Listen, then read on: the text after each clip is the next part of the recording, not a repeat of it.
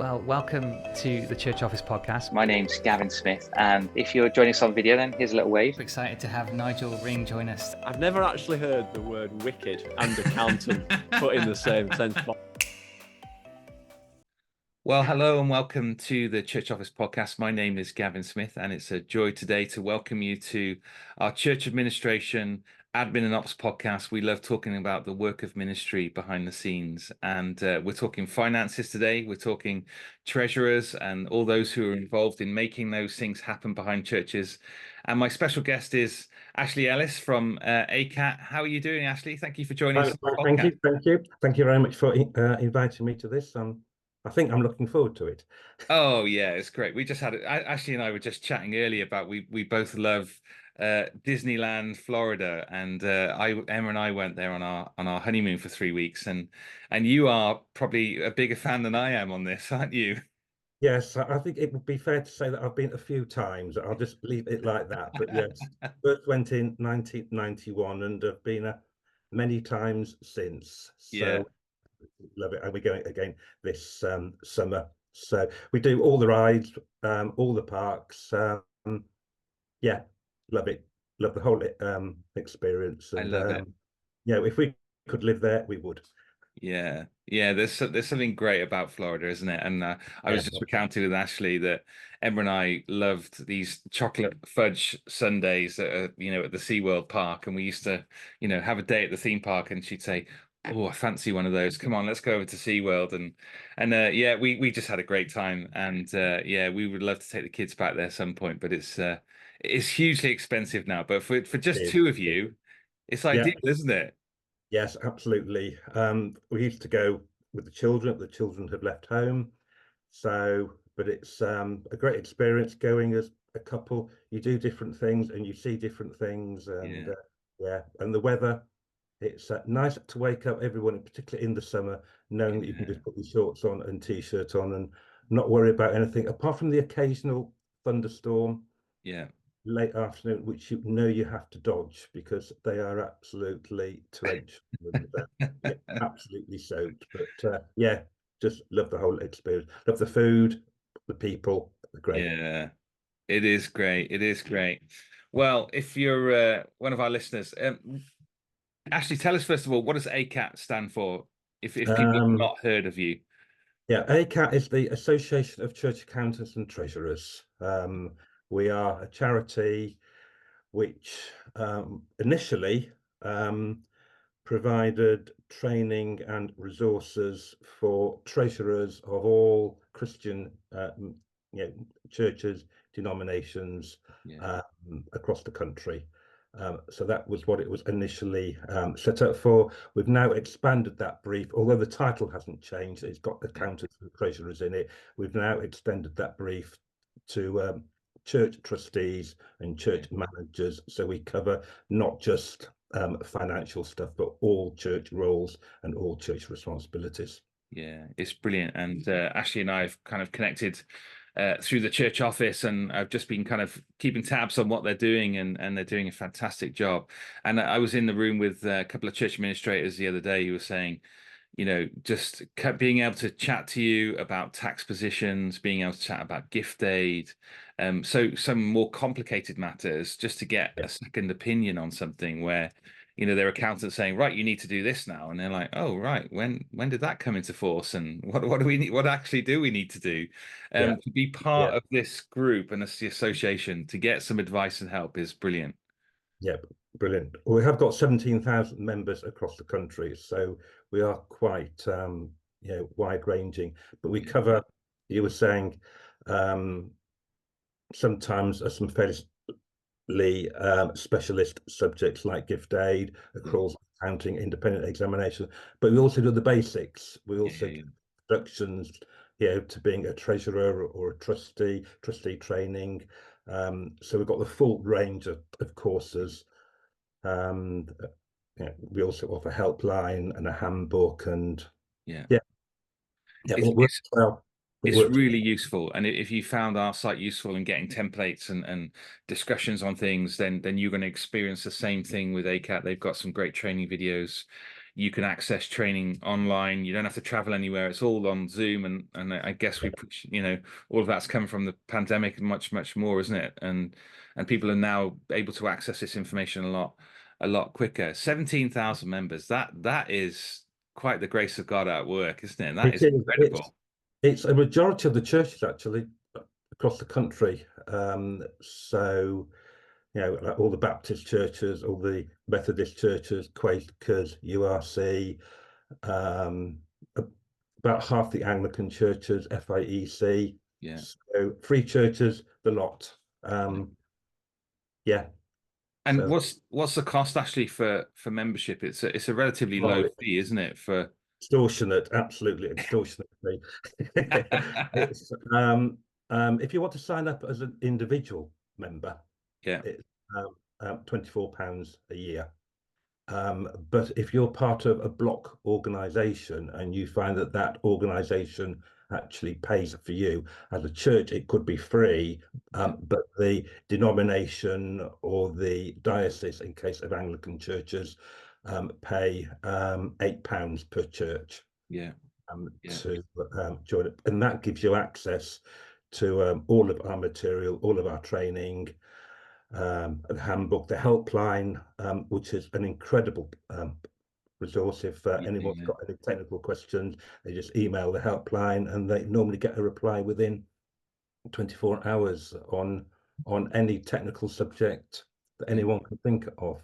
Yeah, which is amazing, isn't it? Just to be able to pick up the phone, to jot something down, to get some advice, because you do feel like you need a second opinion sometimes. Absolutely. When you hear something for the first time related to finance, you're like, really, should we be doing that, or is this new? And what you guys do so brilliantly is you're also tracking that kind of bigger picture, aren't you? Because I find for me as a church manager, I'm busy, I'm in the day-to-day, I'm managing lots of things, spinning lots of plates. You don't always get the time to go, okay, these are the changes coming in, these are the new things you need to think about. But you guys bring that broader picture, which is really helpful.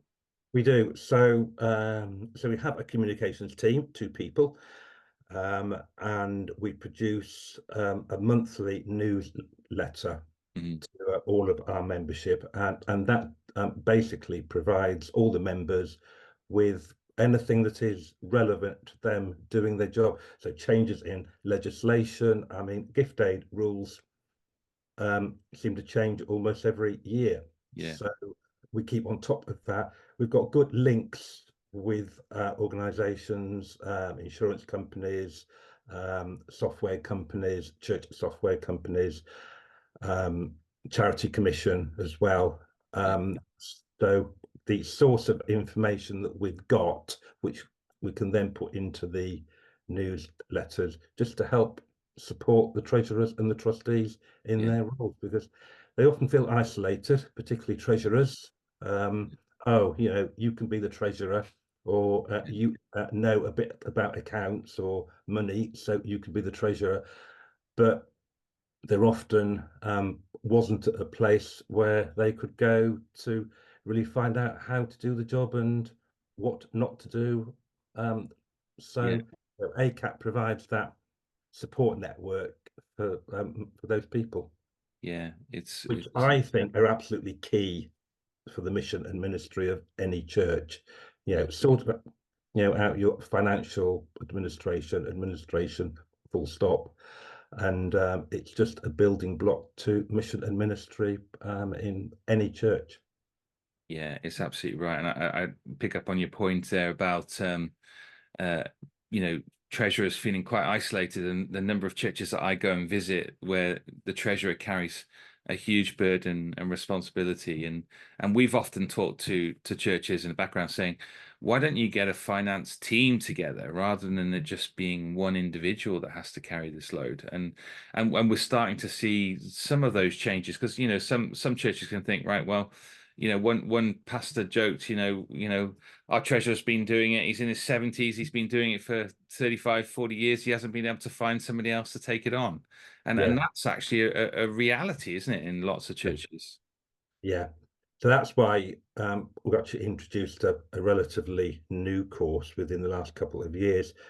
So you're thinking about being a treasurer, And it's particularly to support those people who are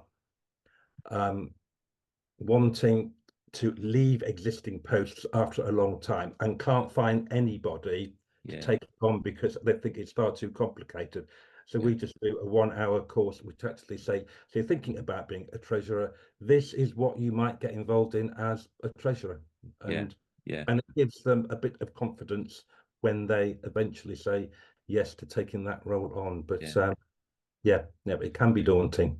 Yeah, your guide for new church treasurers is great. Just just laying out questions and things to think about, and questions to ask, and being able to understand your scope and your remit.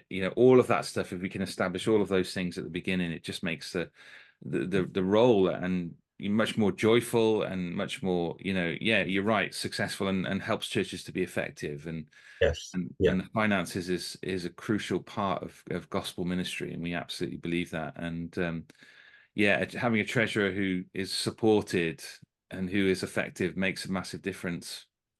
Yes.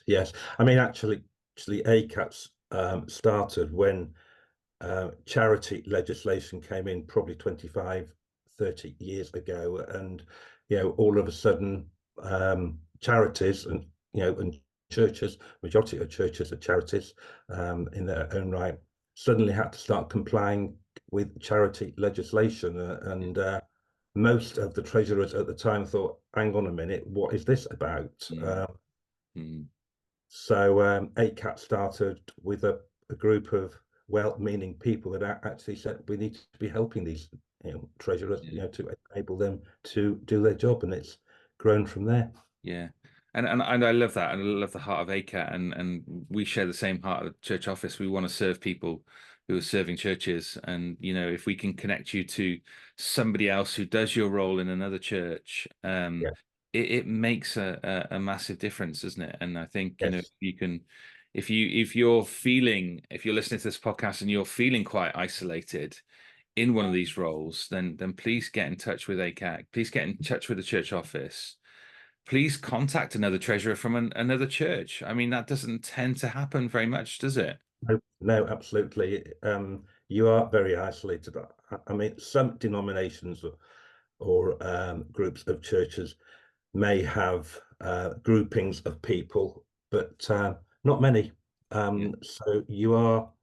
I remember hearing a story from a treasurer a few years ago where they'd just taken on the job. They turned up at their first trustee meeting only for the minister to say, well, you know about finances. We don't need to have anything about finance on the agenda because you know what you're doing. Okay. And they thought, hang on a minute. That's not how it works. Expecting. Yeah. And ministers and pastors that I've met, they do appreciate people with these kind of specialist skills in terms of finance, but we do have to see ministry as a team, don't we? And we keep that message coming back and through. Just because somebody is serving in this specific area, they need to be drawn in. They want to be transparent. They want to check things.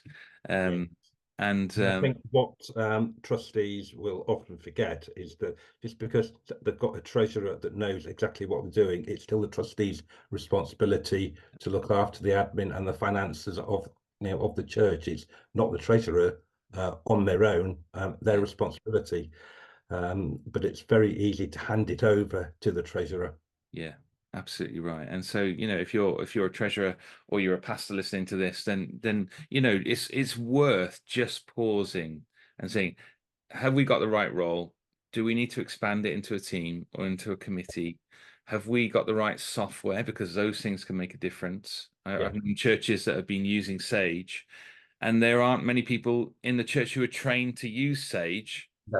So you can't get people in to help you and to work together. So there are things, again, actually, there are a younger generation who love technology, who I think would love to jump into a treasurer role, but some of the systems that are continually, aren't being updated, or we're using older stuff. It doesn't draw new people in. And I think there's some of that we need to change, I feel like. Yeah, absolutely. And there are actually specific church accounting software designed to understand the nuances of church accounting and particular fund accounting, which yeah. things like Sage probably wouldn't be able to cover that well. So there are organisations out there that actually do specifically for churches. Yeah, great. And I'll recommend one, and this is only one that I'm recommending, but Expense Plus. A friend Yeah, of mine, Sam Lewis, is created he's okay. got a lovely heart, wants to serve local churches, set up some software for his own church, which was serving his church, and then began to serve other churches. And he's been released to set this company up and get it going. And we use it for the church office, and it's great. Yeah. So there's Expense Plus, and we work with Sam as well, but there's Liberty Accounts, data development. Yes. We try not to recommend one product above another product because churches, different denominations of churches as well, will have different requirements, and therefore one software package or insurance package or banking package will suit one church more than another church. So that all that we do is point people into the right direction to say, these are what we think works well for churches. You can look at the products that they've got and see what suits you best. Yeah, absolutely right. Yeah, and that's great. And these, I think, recommend software to, and certain these tools are available now, I guess, is what they do make a difference. And that's really useful. Now, I was listening to one of your trainers talking about churches and kind of and one of the stats that was being drawn out, and we chatted a little bit about this, didn't we? That 25% of churches don't have a budget or a plan around finances. That feels pretty shocking, really, doesn't it? Considering a lot of churches are charities, considering we're dealing with money on a regular basis every Sunday, we're dealing with offerings and stuff like that. If we've got staff employed, if we've got ministries that are running, it's surprising, and I think the churches that I work with, that stat probably feels like it might actually be slightly higher. Yeah, I think I'm not quite sure where he got that figure of 25% from, but my actual experience, and I've worked in church administration for over 30 years now. My experience is that I would say a larger percentage than 25% probably do not plan their finances in advance and budget. They very much see what's coming in week by week, month by month, and pay it out as they can afford it. But that really, was quite hard to plan future mission and ministry for that church, because you don't know what money you may have in the future to do things. Yeah, we've come across a couple of churches where they've wanted to appoint a children's worker or a youth worker, and not necessarily had a budget in place. So they go to the church and say, "Would you give to cover this salary of this one person for a whole year, so we know we have it, so we can put it in place?" And I love, yes, there's some thinking and some planning on that. But then as you start to kind of unpick that and peel that back, you start to realize that actually they don't really know what income they've got. They don't really know what expenditure they've got. But actually, they may have actually be able to afford it without having to go back to the church for a specific restricted fund, if you like, to employ somebody. But if they just had a little bit more thought, and I come across that quite a lot, and I think, oh, okay, actually, I wonder why that is the case. And you start to peel it back and you say, maybe you need to come back a few steps and look at this whole area of budgeting.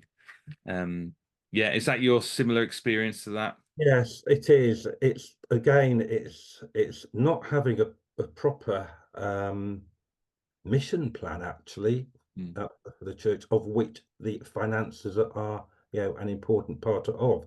It's all right saying develop youth work or children's work, but actually you need to work out whether you can afford that, whether you've got to go to the church to do particular funding. And, is a year long enough? You might get a year's funding, but actually for any work to be reasonably successful, it's, 2-3 year building Yeah. Yeah. to develop something. And therefore, if you do start to commit to those roles, you've actually got to plan it and Yeah. think not just week by week, month by month, year by year, but 2 years, 3 years, 4 years Yeah. down the line. Is this something which, as a church, is sustainable? And you Yeah. need to budget for that. You need to make sure you've got the finance, because actually the last thing that the youth worker or children's worker wants to do, is worry about um, their own role and Yeah. whether Yeah. it can be financed going forward. Yeah, can they pay their own mortgage? Yeah, how do they Yeah, get into some absolutely. long term? So yeah, there's a whole thing, and that's where the budgeting, extends out, isn't it? That it's about people, that it's about ministry, that Yes. that we facilitate and make ministry happen because we're able to do these things well. And that's so important. I think I've always benefited from the church that I've been working at. We've always had a senior pastor who has hugely valued and taken the time to plan the budget, to work that through, to inform the trustees, to get approval. He likes to see quarterly reports. He Yeah. likes to look at things. He likes to see where ministries have been spending and not spending, and at the same time, it's a real heart to say, right, if we're going to put 5,000 this year into the kids' work, he wants to see 5,000 spent investing into the kids' work. Yes. Because Yeah. what we do Okay. find with churches is that if you underinvest in some of these different ministries over a 5 year period, Yeah. in 5 years' time, they're going to need 20,000 to be spent. Yes. Um, Absolutely. but we could have budgeted that for the last few years Yeah. by investing it into a plan. Yeah. And so we see these things so I've always really appreciated his leadership. And I know people listening to the podcast are going to have different experience. If you've got a senior pastor who's got that interest, who works like that, then it's great. I think that's rare. And that rare? Okay, that Yes. can be rare. Yes. Yeah. But I think you're extremely lucky to have that. I haven't come across many churches which actually have the pastor really involved in the financial side. They do, in the main, tend to leave it to the treasurer, Okay. Yeah. um, Yeah. which isn't good, because actually mission and ministry of the church has got to be connected with the finances Yeah. and the long-term planning. Yeah, it's gospel ministry, and we have to see it in that Yeah. category.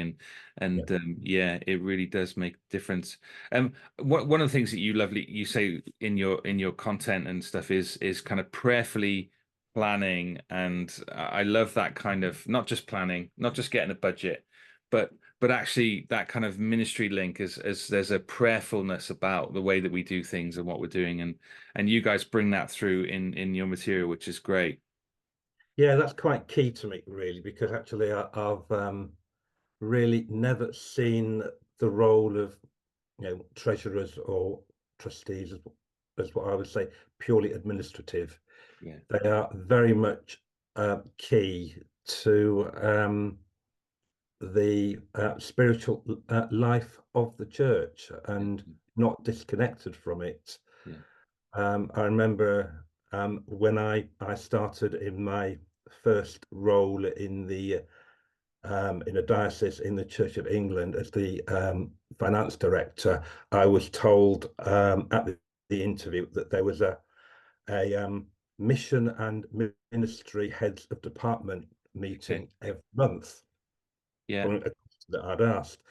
And I was fully expecting, once I got into the diocese, to be invited to that meeting. And months went by and no invite came. And I was told that, I was not part of the mission and ministry departments. Yeah.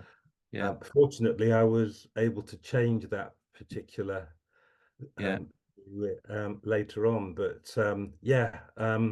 finance administration is often not seen as connected to the Yeah. main Yeah.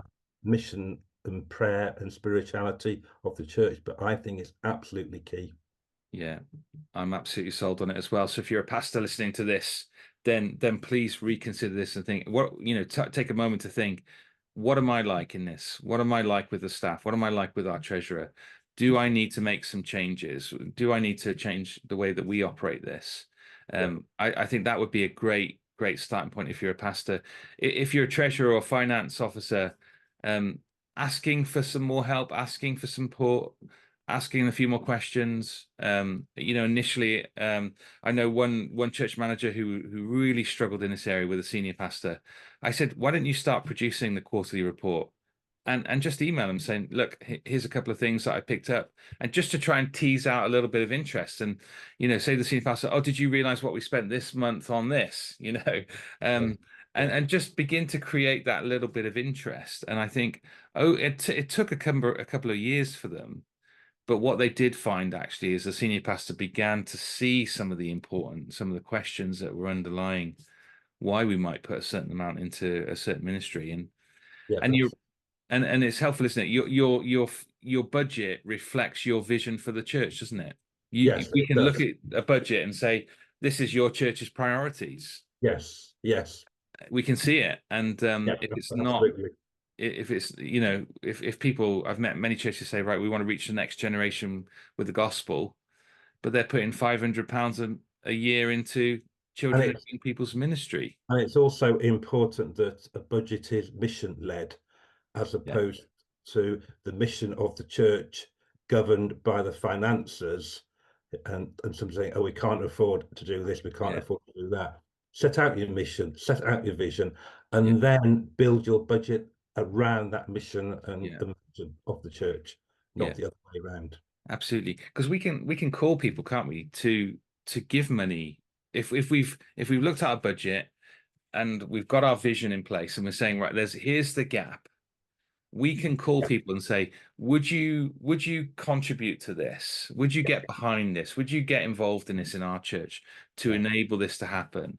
And give people, that opportunity to give to something as well. yeah, But unless we know what the gap is, we absolutely. can't call people to it, can we?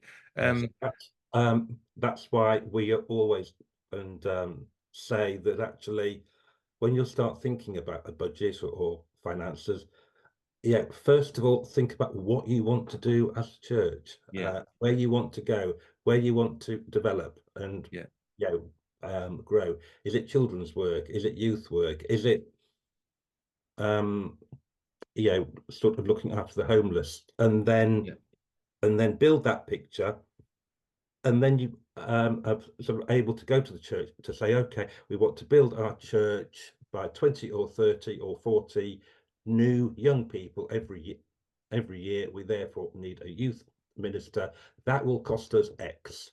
yeah, The church will give for a project or a purpose, yeah. rather than this is just to support the church in its general administration. Give them a task and they will give towards that if they sign up to the vision of the church. Yeah.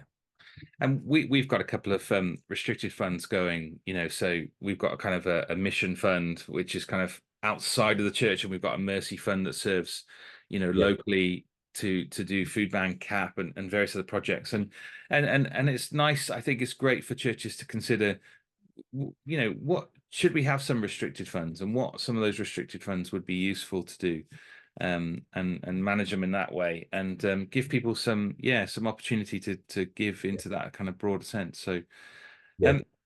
Ashley, in terms of if someone's listening to this going, okay, I'm in a position where I don't have a church budget, what's the advice? How do you start? Where do you begin? This is the magic question, Wow. Going What? in there. Um, I suppose the easy thing is attend our budgeting course with Okay, ACAT. number one. But yeah, but no, I think as I said earlier, don't start with the budget. Start with the vision of the church. Start with what you want to do, where you want to go. Then you start building up the numbers behind that. So you look at the cost of that project, employing people, and you start to write that down, and Yeah, look at the basics of gas, electricity, water, Yeah. IT support, admin support for the church, and think, what does that cost? And just, build a picture up so Yeah. you can see where the church where the income Yeah.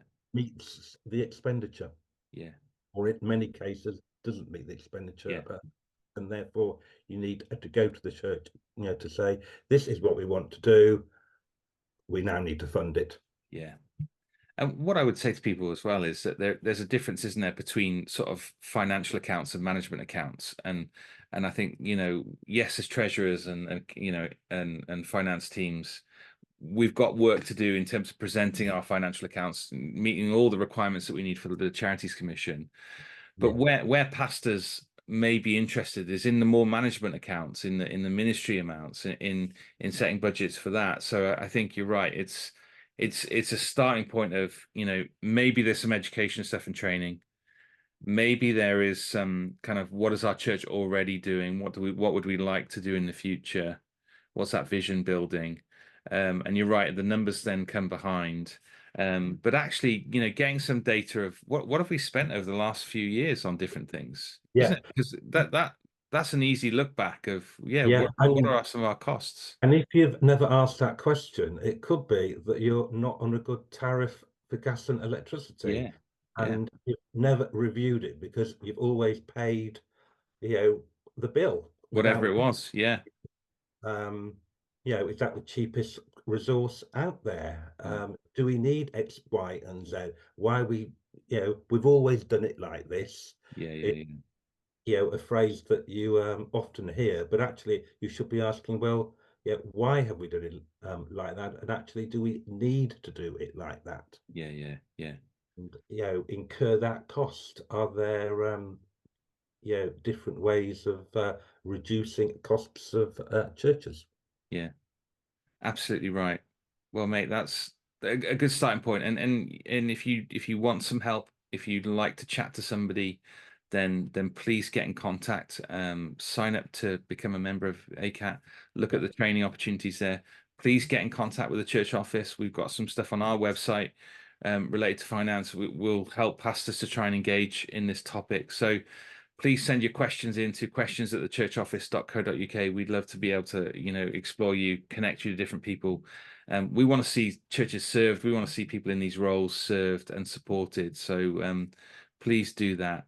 Ashley, any other things that you're involved in at the minute that might be useful or helpful for our listeners to connect with you on? Probably not. ACAT takes a lot of my time up at the moment, so no, nothing else further to say, I don't think. Great. You filled us in on all the gaps. If you're involved in church finances, then let me encourage you. Thank you for what you're doing. You make a difference, not just for your local church, but for the gospel, for the wider ministry. And they're often thankless tasks, but please know God's pleasure towards you as you serve him in this role. Thank you for listening to the podcast today. If you do have any questions, please get in touch, and we'll see you again next time. Thank you for your time, Ashley. Thank you, Gavin. Thank you. Great.